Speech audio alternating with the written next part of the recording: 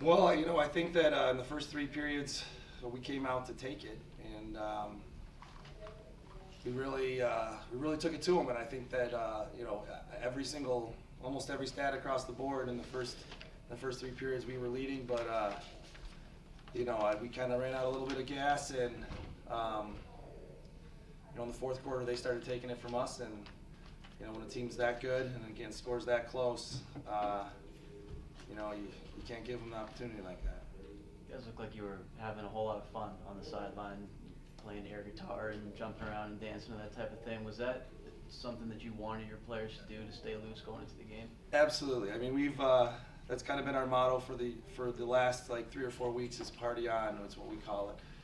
We're just out there to have fun, and I thought that in the first 3 quarters we were having a lot more fun than they were, and and that's really part of that leads into the way we were playing. And we got out there, and in the first 3 quarters we played our brand of lacrosse, and I think we sort of convinced them to play our brand of lacrosse too for the first 3 quarters. But in the fourth quarter we try to play them at their game, and obviously they're a little better at it than we are. Did you sense guys tightening up a little bit once Notre Dame started to make that run? Well, I think there was a little bit of tightening up, but I think that they came out at 10-man. That caught us a little bit off guard, and once we got adjusted to that, it was just really the momentum had shifted, and the winds had changed, and some calls didn't start going our way, and some bounces didn't start going our way, and again, they give them credit. They took it in the fourth quarter. They really ran with it. Brandon, what were the openings for you there? I mean, the creases you were able to find. Yeah, well, we were just moving off ball. We put in a new offense this week for this game, and I think we caught them off guard. They weren't ready for all our movement, and surprised them. I don't think anyone was ready for us. How tough is it? I mean, was it within a week or 1 week since your tournament to now that you put in that offense? I mean, how tough is that to get it cohesive in that week?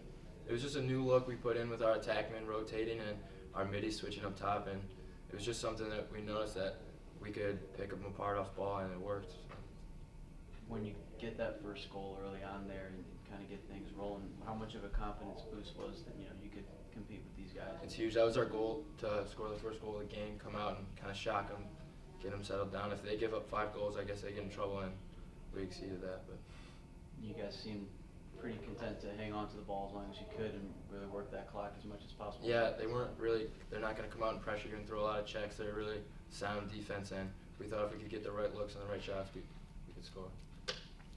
Coach, how was it rolling the dice with installing the new attack? Well, it wasn't really that big of an adjustment, and we ran a lot of what we've been running all year, but there was some wrinkles that we put in, and I think that really kind of a lot of the stuff we were doing we were just working really hard on offense, and we've seen that in the past when teams possess the ball for quite some time, no matter who they're playing, then defenses start to break down, and so our goal going into the game was to really control how long Notre Dame had the ball and make sure that we had the ball as long as possible, and I think that when we were able to do that, we were very successful. And in the fourth quarter, we were unable to do that. We started losing faceoffs, and we started, just not getting ground balls. And once they started having the ball, they scored. And it's a pretty simple game. If you don't have the ball, you can't score. Were the tweaks you made specific from what you saw from Notre Dame, or was it something that you just wanted to do to surprise them a little bit? That was stuff we saw against Notre Dame, and a lot of it was, we told our guys to go out and be patient on offense and really work through what we were doing, and we tried not to force things. We tried to take some of the looks where some forced passes were out, take those out of the offense, and keep our attack moving. I think that we knew that we've over the last few weeks we've been a midfield-driven offense, and I think we tried to put some stuff in to get our attack back on the board, and it worked pretty well. Our attacking did pretty well today. What was your scouting report on Kavanaugh, and how did you end up dealing with him most of the game, and what did he do in the fourth quarter there? Well, I mean, our scouting reports are pretty simple on most guys. There's nothing that, there's nobody that we're really going to be afraid of. We're going to go out and play everybody the same way.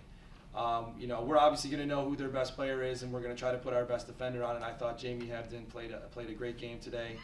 And he got out and got after them. But really, at the end of the day, we're not that worried about matchups. We're not that worried about who's on who. You got to go out there and play defense. get out on their hands and not let them do what they want to do. And when you see a freshman having that kind of an impact on their offense in the fourth quarter, I mean, how do you try to deal with him and try to slow him down with those 3 goals he had in the fourth period? You know, I think that really we kept just saying going out, we had to answer, and that was really what we were trying to do. And for the beginning, the first 3 quarters of the game, we answered, but we didn't really answer. You know, it had to do with face-offs. It had to do with you know, with ground balls and just little things going against us. So. Obviously some disappointment in the loss, but getting here, you know, just 5 years into a D1 program, and what does this mean to, you know, big picture for you guys to be able to be on this stage and compete here?